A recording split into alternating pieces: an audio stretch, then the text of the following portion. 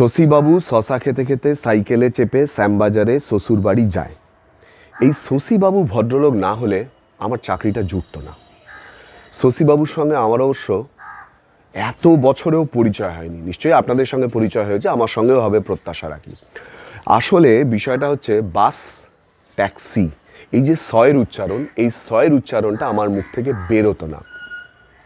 এইটা আমার একটা বড় গাফিলতি ছিল বা সমস্যা ছিল। এটা এডিটর সাহেব বুঝতে পেরেছিলেন।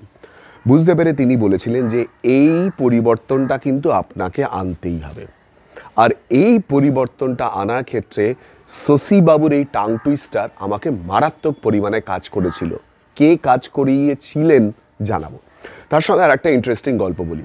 যখন ইন্টারভিউ দিচ্ছি না, সেই ইন্টারভিউ দেওয়ার সময় টানা ইন্টারভিউ হচ্ছে এরকমটা কিন্তু নয়। প্রথমে দেখা হয়েছে কীরকমভাবে লিখতে পারি, বলার ক্ষমতা কতটা রয়েছে, কতটা সপ্রতিভ, ক্যামেরা ফেস করার ক্ষমতা কতটা রয়েছে, লুকস কেমন লাগছে।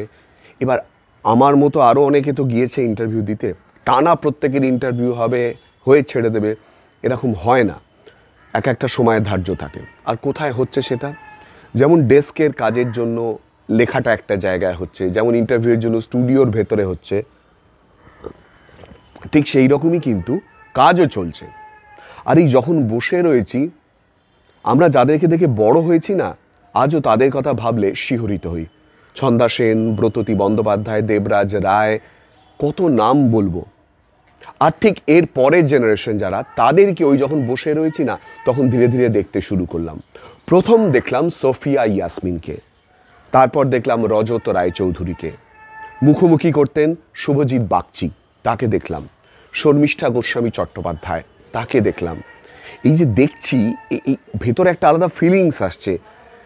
যাদেরকে টিভির পর্দায় দেখছি, তাদেরকেই এবার সামনাসামনি দেখছি। ওই যে প্রথম দেখা না, তার একটা আলাদা অনুভূতি থাকে। ভাবছি এনারা কত কি জানেন, কত কি পারেন, মানে একটা রোমহর্ষক ব্যাপার বলতে যা বোঝায় আর কি, যেমন হয়।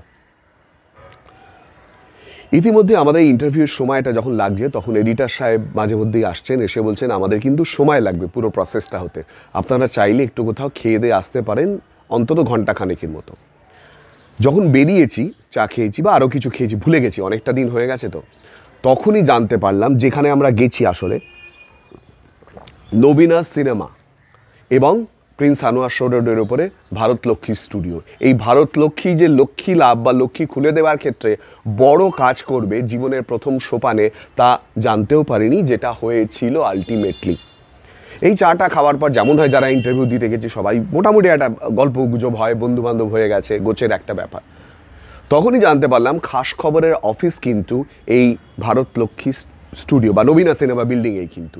এটা জানার পর কেউ কি হাতে গরম জিনিস ছাড়তে পারে বলুন তো? খাস খবর বলে কথা, একবার যাব না, পকেটে তো বায়োডাটা রয়েছেই, সুতরাং সেখানে দিতেই বা ক্ষতি কি। চলো সিঁড়ি বেয়ে ওপরে উঠে গেলাম। উপরে উঠে গিয়ে সিকিউরিটির কাছে বা রিসেপশন, যেটা বললে ভালো হয়, যখন দিতে গেছি সেখানেও একই রোমাঞ্চ। যাদেরকে দেখছি, যাদের কথা শুনছি, যাদেরকে নিয়ে আলোড়ন বাংলা জুড়ে, সেই মীর এবং সুদীপ্তা চক্রবর্তী দুজনেই মোটামুটি কয়েক মিনিটের ডিফারেন্সে চটি খুলে তারা অফিসের মধ্যে ঢুকছেন, বা চটি বা জুতো খুলে, অতটা মনে নেই। এই যে দেখছি, এই যে তারা আমাদের চোখের সামনে দিয়ে যাচ্ছে, এই যে স্মিত হাসি, যদি একটা অটোগ্রাফ নেওয়া যায়, এই যে একটা ভেতরে ভেতরে আনন্দ, এই যে একটা অনুভূতি, মানে এটা জাস্ট ভাবা যায় না। মানে আজও মীর, আজও সুদীপ্তা চক্রবর্তী আমাদের কাছে একটা খুব মারাত্মক একটা বিষয়। আরও অনেকেই। তারপর তারা চলে গেল, আমাদের মনের মধ্যে একটা আলাদা সেন্সেশন, হাসি হাসি ভাব, একটা দারুণ ব্যাপার, কিছু একটা করে ফেলবো বা করে ফেললাম গোছের একটা ব্যাপার, যুদ্ধ জয় গোছের ব্যাপার আর কি।